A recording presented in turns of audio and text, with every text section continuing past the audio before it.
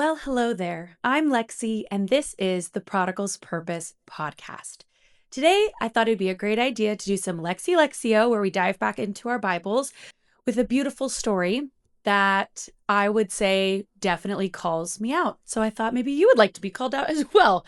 So we are going to read John chapter 5, verses 1 through 15. And this is known as the man healed at Bethesda, or the man healed by the pool. Okay? All right. Chapter 5, verse 1.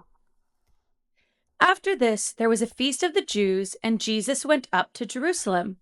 Now there is in Jerusalem by the sheep gate a pool, in Hebrew called Bethesda, which has 5 porticos. In these lay a multitude of invalids, blind, lame, and paralyzed. One man was there who had been ill for 38 years. When Jesus saw him and knew he had been lying there for a long time, he said to him, "Do you want to be healed?" The sick man answered him, "Sir, I have no man to put me in the pool when the water is troubled, and while I am going, another steps down before me." Jesus said to him, "Rise, take up your mat, and walk." And at once the man was healed, and he took up his mat and walked. Now that day was the Sabbath, so the Jews said to the man who was cured, "It is the Sabbath. It is not lawful for you to carry your mat." But he answered them, "The man that healed me said to me, 'Take up your mat and walk.'" They asked him, "Who is this man who said to you, 'Take up your mat and walk'?" Now the man who had been healed did not know who it was, for Jesus had withdrawn, as there was a crowd in the place. Afterward, Jesus found him in the temple and said to him, "See, you are well. Sin no more, and nothing worse befall you." The man went away and told the Jews it was Jesus who had healed him. All right. So this is a beautiful story of healing, of miracles, and we're going to dive in and break it all down. But the main emphasis is that question that Jesus asked, which is, do you want to be healed? So that's going to be kind of our focus, okay? Now, sometimes when I like to dive into scripture, when you do Lectio Divina, you read it multiple times. And then sometimes with different prayer practices, you can also explore the scripture with imaginative prayer, which is a way in which you kind of immerse yourself in this situation and dive deeper. Because I do think sometimes, especially being a cradle Catholic, you kind of become numb to the Gospels and as they're being read to you. And so you're like, yeah, that Jesus healed the guy. He said, don't sin, blah, blah, blah. Terrible, but I'm just being honest. That's at least how I felt. And so imaginative prayer is a really great way to kind of pray and meditate with the scripture, but also to put yourself in the scene. And so I use this meditation with my discipleship girls, and they seem to really enjoy it. So I thought I'd share it with you. And so we're going to explore this story again. I'm going to kind of change the wording and have us dive in a little bit deeper and put ourselves in this scene. And so what I would like you to do is close your eyes if you can. And I'm going to kind of give you some prompts and some guiding ways to put yourself in the scene of this miracle as it takes place. Okay? So close your eyes. All right, let's begin. It is a hot day in Jerusalem, the kind of day where the air feels heavy. You can hear the sounds of people talking, the movement of the crowd, and you're standing near a large pool, the pool of Bethesda. Around you are people lying on mats and pallets, sick, blind, paralyzed. Some have been waiting there for years, hoping to be healed when the water is stirred. You notice a man nearby who has been lying there for a very long time, 38 years. 38 years. 38 years of disappointment, 38 years of hoping, 38 years of watching other people move forward while he remains exactly where he's always been. He looks tired, defeated. Maybe he doesn't even look up anymore when the water is moved. Then you see Jesus walk into the scene. He's not loud or rushed or hurried, just steady, calm, and confident. He looks at the man, and there's something different in his eyes. compassion, strength, and understanding. Jesus asked him one question: do you want to be well? Now, imagine Jesus turning and looking at you. His eyes meet yours. They're gentle, but they see everything. And he asks you the same question: do you want to be well? Think about what that means for you. Where in your life do you need healing? In your heart? Your relationships? Your habits? Your relationships? Your habits? Or your faith? Is there something you've been waiting for, like the man at the pool? Something you stopped believing could ever change? Maybe your mat is something you've been holding on to. Fear, comparison, sin, shame, doubt. Picture Jesus kneeling beside you and gently saying, "Get up, pick up your mat, and walk." What would it look like for you to rise and walk with Jesus today? To believe that he could actually make you whole? All right, open your eyes. I always love doing that with my high school students. I just think sometimes getting in on that personal level and like reflection in scripture can be really challenging. And so sometimes meditation's a really, really great way to do that and to see what we can get out of it and what we can take away from it. And so now I want to segue and move on into what I personally got out of this beautiful biblical story. Now, obviously, as I told you, the ongoing theme has been pulled from the scripture itself, and the phrase that keeps, popping into my mind over and over again as I think about this story is, do you want to be healed? Do you want to be well? That question Jesus poses. When Jesus first asked the man this question, when I heard that, I literally kind of scoffed at myself and I'm like, duh. Obviously, the poor man has literally been paralyzed, unable to walk for 38 years. I haven't even been on this earth for 38 years. I can't even fathom that this is, your life sentence. This is your reality. 38 years of being disappointed, 38 years of waiting, 38 years of watching other people have similar requests as you, a desire to be healed, a desire for a miracle, and then they get exactly what they want and you're still stuck there. 38 years. And so when Jesus asks him that, part of me's like, yeah, of course he wants to be healed. Like, Jesus, that's kind of rude. Why would you even ask that? But after I read this a couple times, I noticed something after that question that really kind of shocked me. When Jesus asked the man, do you want to be healed? The man doesn't just say yes. He doesn't even refuse Jesus and say no.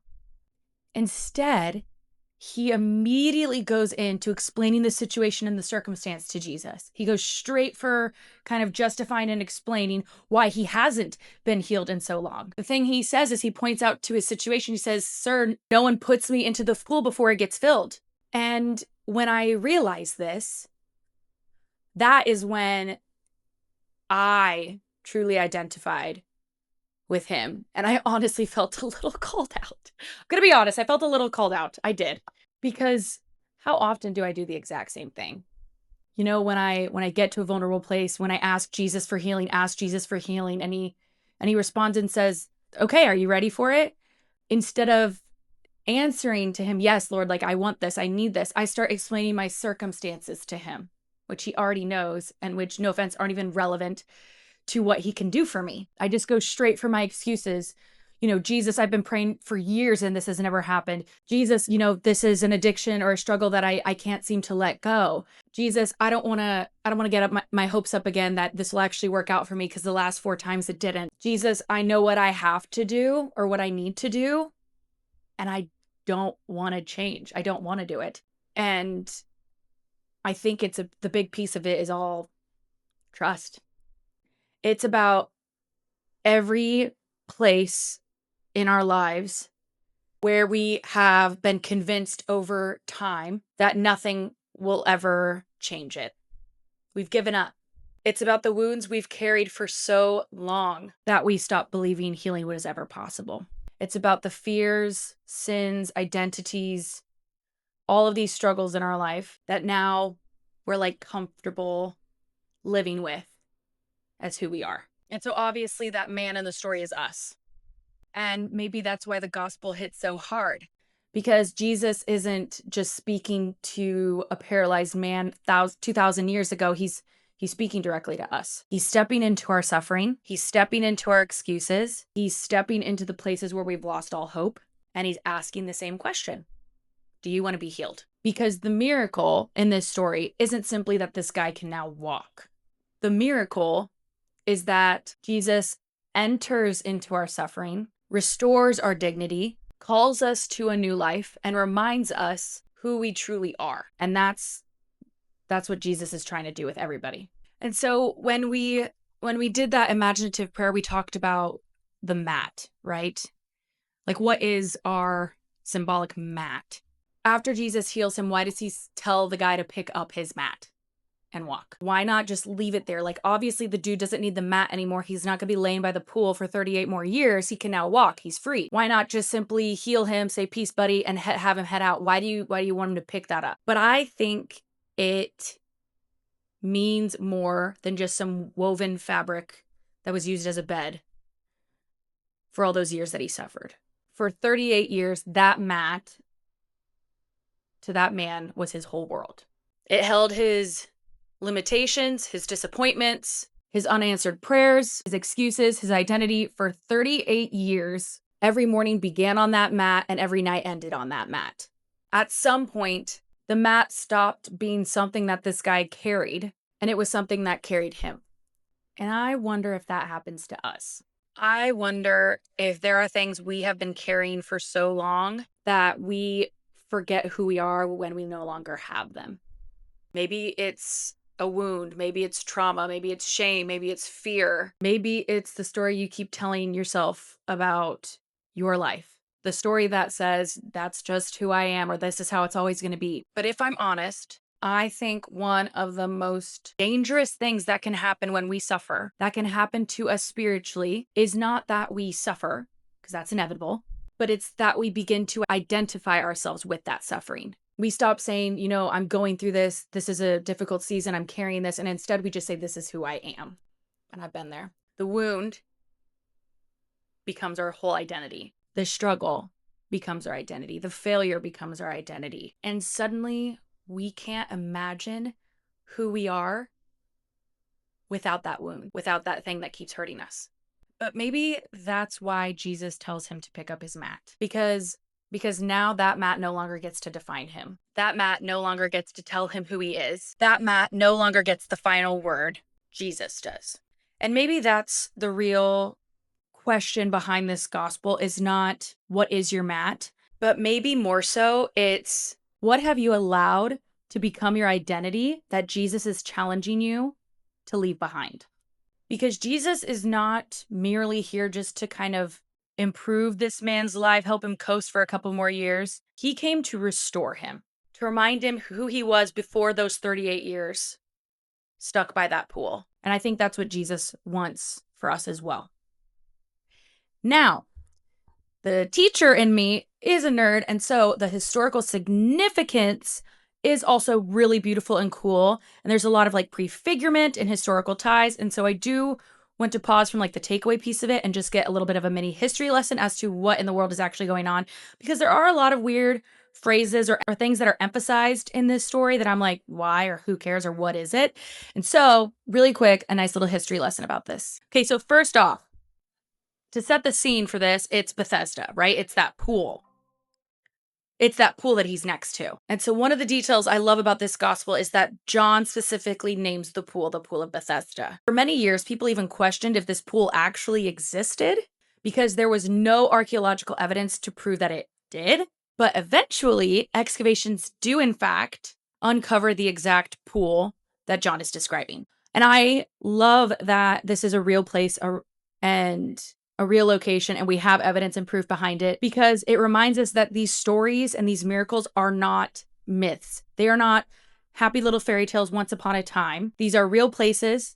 These things happened to real people, and they had real encounters with Jesus Christ himself. And so another thing that's really cool to know is that the name Bethesda means house of mercy or house of grace. And around the pool, there were 5 porticos or 5 like coverings for the sick, the blind, the paralyzed, and the disabled. And they would all gather there hoping to be healed. We have ancient manuscripts that tell us that many people believed that an angel would stir the water and that the first person to get into the pool was healed. It's like a crazy miracle Black Friday pool where you gotta be the first one to get the deal. Whether every detail of this is actually accurate or not, I do not know. I did not study the manuscripts myself. I just did my research. What does matter, though, is that there is historical evidence and proof that there were people that flocked to this location desiring and hoping for healing.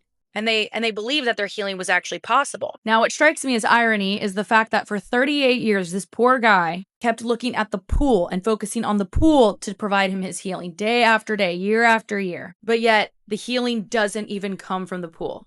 It comes from that encounter he had with Jesus. Now, segueing into it, the historical significance of 38 years. It's kind of like a random number, at least in my book, but there actually is a lot of really cool evidence to give further meaning behind the 38 years. John doesn't simply tell us that this guy's disabled, and he's been disabled for a long time. He tells us that he has been suffering from this ailment for 38 years. That is incredibly specific. And many scripture scholars actually believe that John is doing this on purpose. In Deuteronomy chapter 2, verses 41, Israel spends 38 years wandering in the wilderness. They refuse to trust God, and they are not allowed entry into the promised land. And so one might describe them as stuck, unable to move forward, waiting.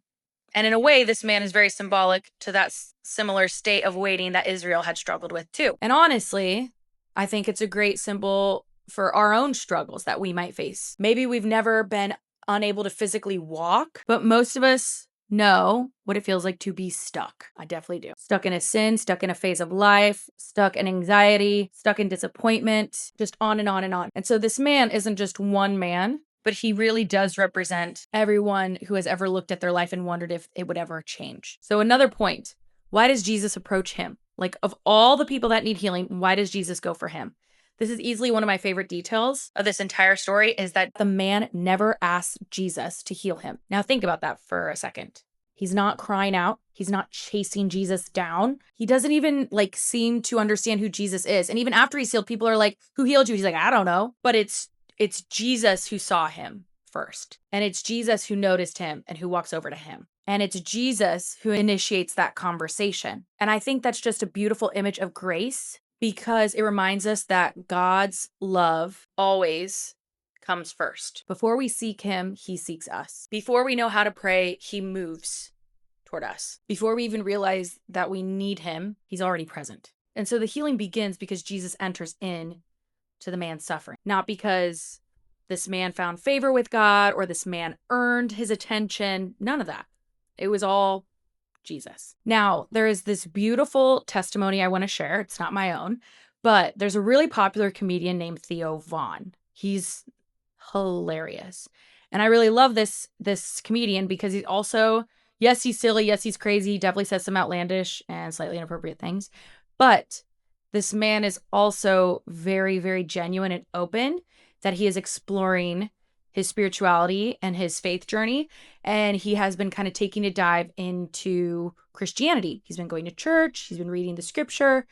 And he's just trying to figure out what this all means and what it means for him. And so in an interview, someone had asked him if he's been reading the Bible at all, because he's kind of made public knowledge that he's seeking God. And he said, yeah, I have been reading, and I've actually just read John chapter 5, which is the story that we read. And it was the story of the man at the pool of Bethesda, right? And he explains how, this story is about a man who's waiting to be healed by Jesus. And Jesus, approaches the man and asks what seems to be one of the most obvious questions in the world: do you want to be healed? But when Theo read that passage, he felt like God was asking him that same question: do you want to be healed? And Theo's honest response was, I don't know.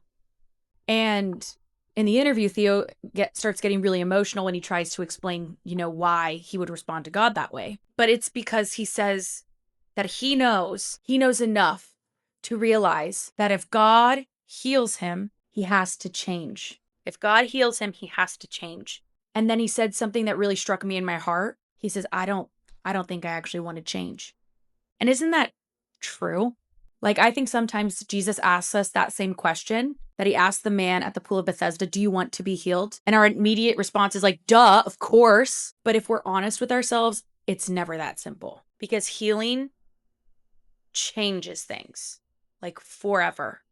You will not be the same when you are truly, truly healed. And if Jesus heals a wound in our heart, we can no longer define ourselves by it. If he heals a trauma that we've gone through, we can't keep turning to it to be an over-explanation or a justification as to why we act this way or react in certain ways. If he heals a resentment we have towards someone, we need to forgive, because every encounter with Jesus requires a request, requires a response. And I wonder if that's why his question is so powerful. Not because he doesn't know the answer, not because he doesn't want to heal us, but because he's inviting us to get real and be honest with him, to stop pretending, to stop making excuses, to stop settling for the mat that we've been sitting on for years, and to finally let him do what we've been asking him to do all along.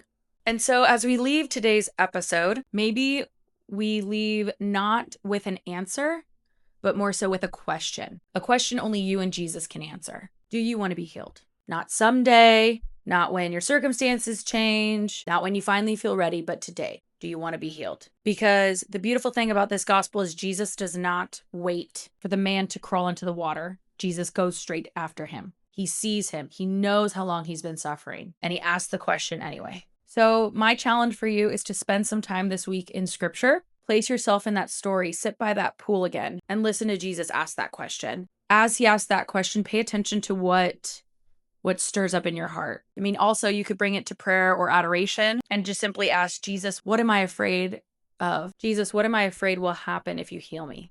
And I mean, you could even like grab a prayer journal and finish the sentence of like, if Jesus healed me from blank, I would have to blank. And don't censor yourself. Be very, very, very, very honest with yourself and with Christ. Don't just give some stereotypical holy answer, and don't censor yourself. Give a really, really honest answer. And for some of us, maybe that answer leads us to the confessional. Maybe something that we've been carrying for a really long time isn't necessarily a wound, but maybe it's a sin that we've gotten so comfortable having, we haven't realized that we've been holding on to this for that long. Whatever it is, place it before Jesus, the thing you've been carrying for far too long. And instead of telling Jesus all your reasons that you can't change, all the reasons it's too late, all the reasons you've been stuck for so long, just listen. Don't justify, don't over-explain, just listen. Because I have a feeling that he wants to ask you the same question he asked that man 2,000 years ago. Do you want to be healed? And if your answer is yes, even if it's a trembling, wavering, fearful yes, Jesus is more than willing to meet you there. Because there is no wound too deep, no mat that you've been laying on for too long, and no place in your life that Jesus cannot enter it. And the beautiful thing is that when that man finally encounters Jesus, he discovered that healing was never dependent on his strength. It was dependent on Christ. Question isn't whether he can heal you. Question is whether you will let him. And so, until next time, please continue to pray that this podcast does what God wills of it. And never forget to ponder the purpose, embrace the journey, and live the conversion. Thank you.